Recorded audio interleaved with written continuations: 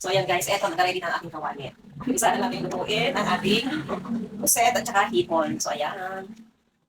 Simpleng ulam lang to. Ano lang, igigisa ko lang siya. So ang una ko gagawin, tatanggalan ko muna ng konting kasi nagtutubig yung puset, di ba? So ang gagawin ko, isa natin yung ating kalan.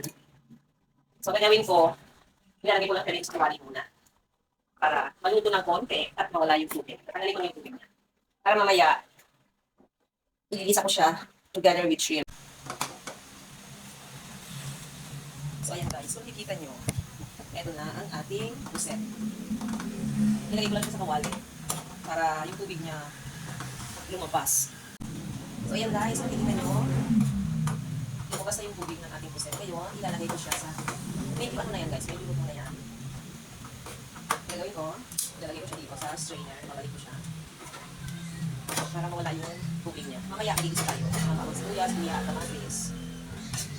Ilalagay natin ito. So ngayon, nandito na siya sa strainer. So, nasa wala yung kawali. So ayun guys, magigisa na tayo ng bawang sibuyas at luya.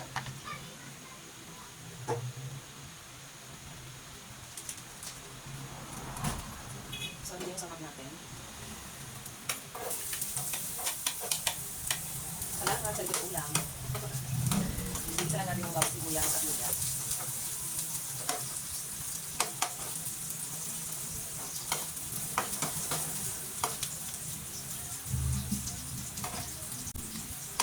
Ilalagay natin yung kamatis.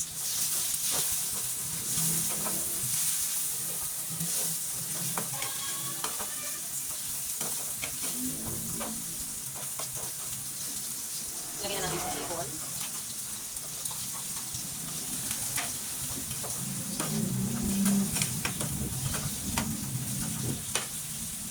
Lagyan ko na kong guys. Itong pusit natin, maya-maya natin ilalagay. Kasi medyo luto tayo naman ito. Lagyan natin ang konting mali sarap. Tapos konting paminta. Konting salt lang. Haluin lang natin.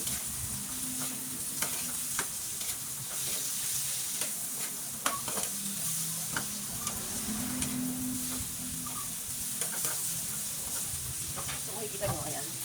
Maya-maya ilalagay ko yung puset.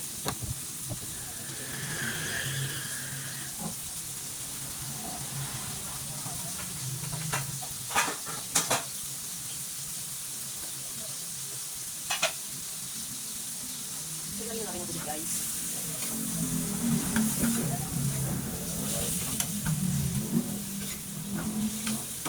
Diba? Nagkakabay ng masarap na ulam. Yung unexpected, na wala ka naman talaga sa ulam, nadala. Mayroong natirang ano, ang kwento niya, mayroong natirang 2 pirasong hipon doon sa pwesto, wala na kami tinda. Ngayon, yung kapitbahay namin, si Aling Susan, binigyan ako ng ilang pirasong hipon. So ayan, sugat ako sa akin. At yung pusit naman ay sinabi ng aking brother. So ayan, iwan na tayo guys. Super sarap, yummy. So, and almost done na yan. Naluluto na yan. Hindi ko yung tapalangan ng konti. Para maluto.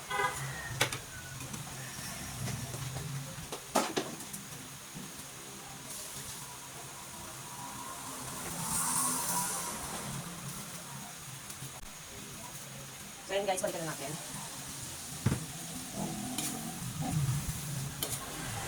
Ayan, naluluto na po siya. Kunti-kunti na lang. So mayroon na tayong ginisang puset na may hipon. Sino mag-aakala? Yung 2 hipon mo, naging 10. So ayan, may ulam na tayo. Libreng ulam. Salamat shout out kay Aling Susan at sa aking kapatid. Ayan, libreng ulam natin. Shout out kay Aling Susan at sa aking kapatid. Nagkaroon ako ng masarap na ulam today. Hindi sana ako makain ng kanin. Ang sabi ko, gusto mag-diet.